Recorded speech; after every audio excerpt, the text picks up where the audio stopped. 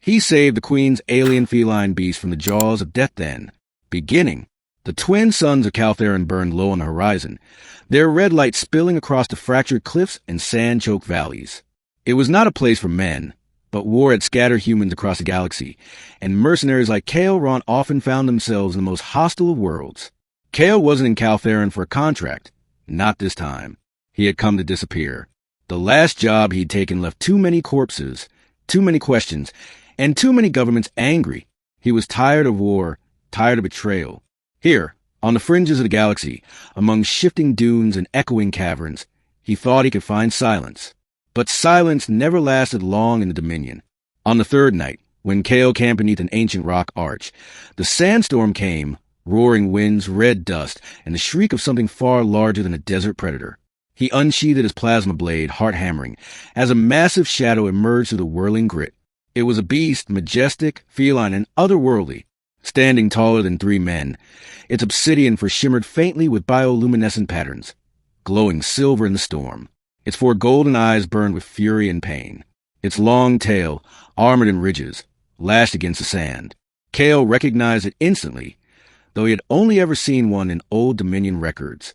It was a Nyxera, a queen's beast, sacred guardian of the Empress of the Dominion, and it was dying. The creature stumbled, snarling, jaws frothing with blood. Across its throat, a jagged wound gaped open, too deep to be natural. Kale saw what hunted it then. Machines, silver drones with barbed wings, slicing through the storm. Their weapons sparked crimson fire. They were killing the beast deliberately and methodically. Kale should have run. To interfere was to court death from whoever had sent them. But something in the Nyxera's howl struck him, a sound of betrayal, of desperate pride clinging to life. Against every instinct, Kale ignited his blade and charged. Middle, the fight was chaos. The drones swarmed like hornets, their weapons designed to cut through flesh and armor alike.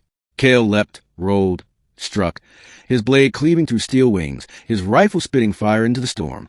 Each kill sent fragments raining onto the sand, but more came. The Nyxera fought too, even as its wound bled. Its claws tore drones into sparks, its tail shattered them midair. But it staggered, faltered, nearly fell. Kale found himself defending it. Defending a beast he had no reason to save. His muscles burned, his lungs screamed with dust, but still he fought. At last, silence. The last drone shattered, its flaming husk crashing into the dunes. Kale dropped to one knee, panting, body trembling from exhaustion. The Nyxera collapsed beside him, its massive form hitting the sand with a quake. Golden eyes fixed on him. It could have killed him then, with one swipe of its claws. Instead, it bowed its head slightly, as though acknowledging a warrior. Kale saw the truth in its gaze. This was no mere beast. It was intelligent. Easy, Kale muttered, tearing strips from his cloak.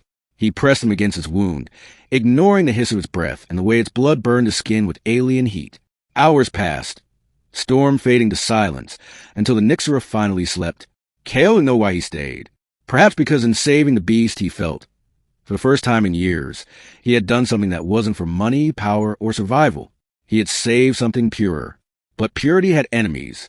On the 5th day, when the Nyxera had begun to heal, the sky tore open with the roar of engines. Dominion ships. Sleek, black, bristling with firepower. Kale cursed. They were not here by chance. A landing craft descended, kicking up a storm of sand. From its stepped soldiers clad in obsidian armor, their insignia unmistakable, Royal Guard. At their center walked a figure cloaked in silver and crimson, face hidden by a veil of starlight, the Empress herself. Kale dropped his weapon instinctively. No man looked upon the Empress without awe.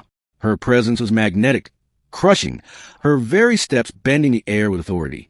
But her eyes, silver as the stars, were fixed not on him, but on the wounded Nyxera. "You saved her," the Empress said softly, voice carrying like a blade in the still air. Kale bowed, though every instinct screamed at him to run. It was dying. I couldn't let it. The Empress's gaze shifted to him. He felt as if his soul had been laid bare. For a long moment, she was silent. Then she spoke. "Do you know what you have done, human?" Kale shook his head. "That is Nyxera, last of her kind. My guardian. My bondmate. The one who carries half my spirit. If she had died," the Empress's voice trembled just for an instant, "I would have died with her. Kale froze. He had not merely saved a beast. He had saved the Empress of the Dominion herself. The soldiers moved forward, weapons raised. The Empress lifted a hand. They halted. "You will come with me," she said. Kale wanted to refuse. He wanted to vanish into the sands. But there was no choice. The Empress had spoken. And so, aboard her ship, among soldiers who would have gladly cut him down, Kale Ron became something he had never meant to be, a savior of the throne. The weeks that followed blurred into strangeness. Kale was brought to the Crystal Spire, heart of the Dominion, a city of glass towers suspended in the void of space. He was housed not as a prisoner, but as an honored guest. Whispers spread through the halls. The Empress's beast lived because of a human mercenary. The Nixera, too, recovered swiftly, prowling the marble chambers like a shadow. It tolerated only Kale and the Empress, brushing against him with its sleek body, rumbling with sound like a starship engine. Somehow, Kale had become bound to it. The Empress visited him often. At first, Kale thought it was only to thank him or to ensure he remained loyal. But soon he realized she sought something else. Conversation. No soldier, no noble, no advisor dared speak to her as Kale did. He was blunt, unpolished, irreverent, and she seemed to find in him a rare honesty. They spoke of war, of duty, of loneliness. She told him her name, a name few living beings had ever heard. Serenia. He told her the worlds he had seen, of the friends he had lost. And slowly, something dangerous bloomed between them, ending. But peace never lasted in the Dominion. One night, alarms shattered the spire silence. Explosions thundered in the distance. Betrayal. A coup.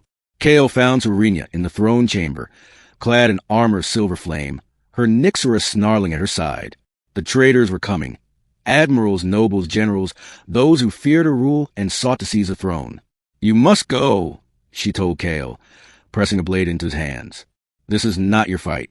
Kale laughed bitterly. "I saved your beast. I saved you. You think I'll run now?" Her eyes softened just for a moment. "If you stay, Kale Ron, there is no going back. You will be bound to me.